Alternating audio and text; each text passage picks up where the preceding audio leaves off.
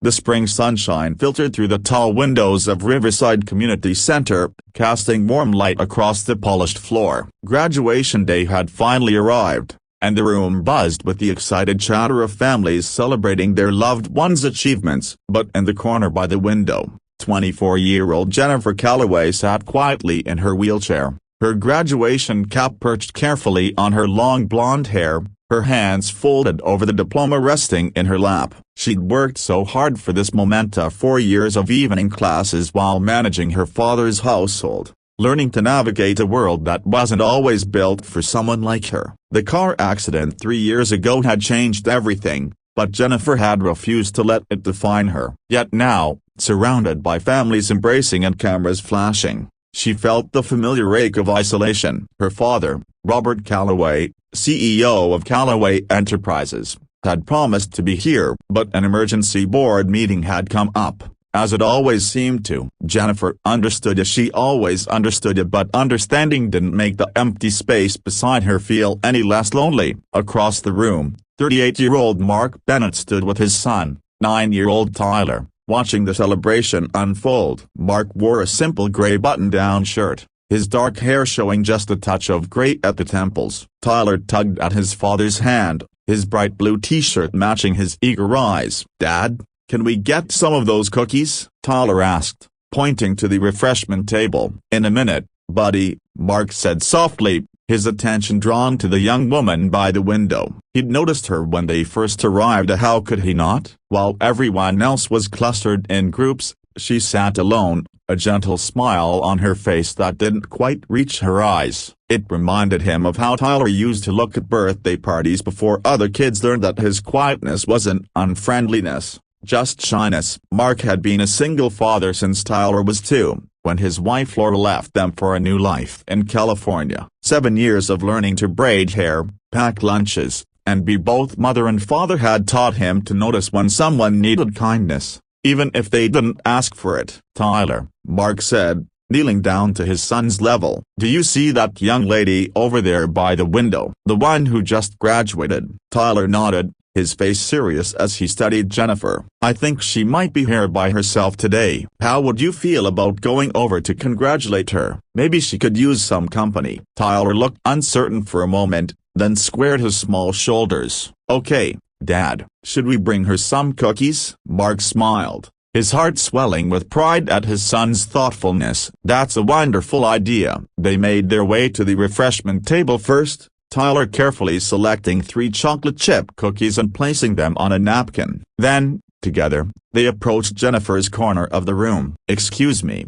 miss," Mark said gently as they drew near. Jennifer looked up, surprised to see a man and a young boy standing before her. There was something kind about the man's eyes, something genuine that put her immediately at ease. "My son Tyler and I wanted to congratulate you on your graduation," Mark continued. "We thought you might like a cookie to celebrate." Tyler stepped forward, holding out the napkin with both hands. "We got chocolate chip. They're really good." For a moment, Jennifer couldn't speak. Such a simple gesture, yet it touched something deep inside her. "Thank you," she managed, her voice thick with emotion. "That's very sweet of you both. Would you like to sit with me for a while?" "We'd like that very much," Mark said, pulling over 2 nearby chairs. As they settled in, he extended his hand. "I'm Mark Bennett, and this is Tyler. He just finished 3rd grade." "Jennifer Calloway," she replied, shaking his hand. Her grip was firm,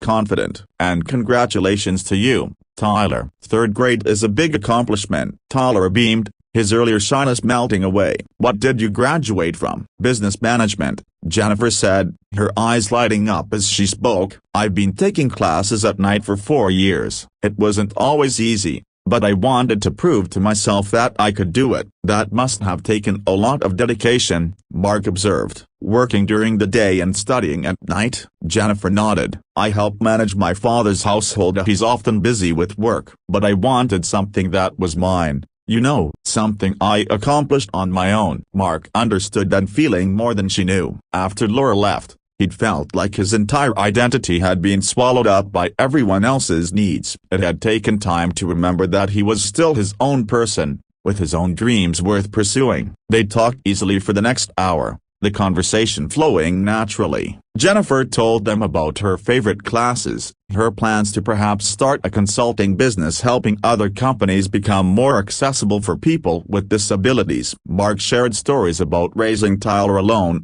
about the challenges and the unexpected joys. Tyler chimed in with his own observations, making Jennifer laugh with his honest, childlike perspective on the world. "Dad's the best cook," Tyler announced proudly. "He makes these pancakes that look like animals. Last week he made an elephant. It looked more like a blob with a trunk," Mark admitted with a laugh, but Tyler was kind enough not to mention that. "It was a great elephant," Tyler insisted loyally. Jennifer felt something warm unfold in her chest. She'd spent so much time around polished executives and formal business dinners with her father's colleagues. This simple, honest connection felt like water after a long drought. "Your father must be very proud of you," Mark said, glancing around the room. "Is he here?" Jennifer's smile faltered slightly. "He had a business emergency. He wanted to be here, but, well, these things happen." Mark heard what she didn't say in the pause, in the way her fingers tightened slightly on her diploma. He knew that particular brand of loneliness of being surrounded by good reasons why someone couldn't show up, but feeling the absence just the same. "Well then," Mark said, standing up and offering his hand to Tyler, "Tyler and I would be honored to take a graduation photo with you, if you'd like." Every graduate should have someone in their pictures. Jennifer's eyes filled with tears, but she blinked them back and smiled. "I would love that." They found a spot by the window where the light was best. Mark set up his phone camera while Tyler stood proudly next to Jennifer's wheelchair, his hand resting gently on the armrest. Mark took several photos, then asked a passing graduate to take one of all three of them together. As they reviewed the pictures, Jennifer felt a profound sense of gratitude. These two people, strangers an hour ago, had given her something precious. Not pity, not awkwardness, just simple human kindness and genuine connection. Could I have your email?" Jennifer asked. "I'd love to get copies of these photos, and maybe we could stay in touch." "We'd like that very much," Mark said, and he meant it. There was something special about Jennifer's strength and grace that came from facing challenges and choosing not to become bitter. 3 weeks later, Mark's phone rang while he was making dinner. It was an unknown number, but something made him answer. "Mr. Bennett, this is Robert Calloway. I'm Jennifer's father." Mark's hand tightened on the phone. "Is Jennifer all right?" "She's wonderful, actually. Thanks in part to you." Robert's voice was warm but carried an undertone of emotion. "She showed me the photos from her graduation, told me about meeting you and your son." "Mr. Bennett, I've made a lot of mistakes as a father, especially since Jennifer's accident. I've let work consume me because I didn't know how to handle my fear of losing her. But seeing those pictures, seeing her smile, it woke me up." Mark listened quietly, recognizing the sound of a parent trying to find their way back to what mattered. "Jennifer told me you work in building maintenance," Robert continued. "I'm looking for someone to head up a new initiative at my company making all our facilities more accessible, not just legally compliant but genuinely welcoming for everyone. The position comes with a substantial salary increase and full benefits. Would you be interested in discussing it?" Mark was stunned. "Mr. Calloway, I appreciate the offer, but I wouldn't want Jennifer to feel like this was her idea." Robert interrupted gently. "She said anyone who would take the time to make a stranger feel seen on their graduation day is someone who understands what accessibility really means, and not tramps and elevators, but human dignity and inclusion." "She's not wrong, and please, call me Robert." The job transformed Mark and Tyler's lives. The salary meant Tyler could attend a better school, that Mark could afford the little extras that made childhood magical. But more than that, Mark found purpose in his new work, helping to create spaces where everyone belonged.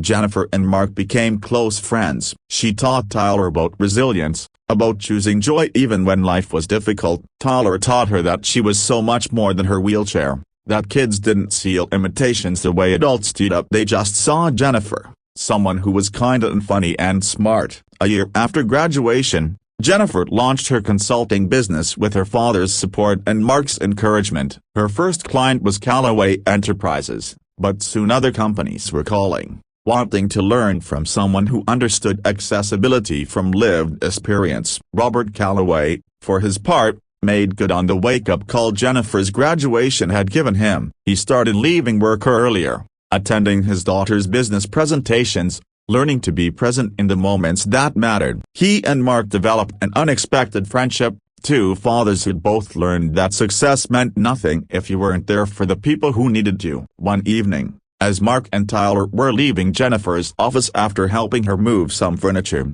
Jennifer called out to them, "Mark, thank you for seeing me that day when I felt invisible, for reminding me that kindness still exists in simple moments." Mark smiled, Tyler's hand warm in his. "You were never invisible, Jennifer. You were just waiting for the right people to look." As they walked to their car under the early evening sky, Tyler looked up at his father. "Dad, I'm glad we talked to Jennifer that day." "Me too, buddy, me too." Mark thought about how one small choice he had walking across a room to speak to someone sitting alone had changed multiple lives. He taught Tyler that kindness was never wasted, that a moment of compassion could ripple outward in ways you'd never expect. And he'd learned something too, that sometimes being brave enough to reach out, to connect, to care, opens doors you never knew existed. The simple truth, Mark had discovered, was that everyone is fighting battles others can't see. And sometimes, all it takes is someone willing to stand beside them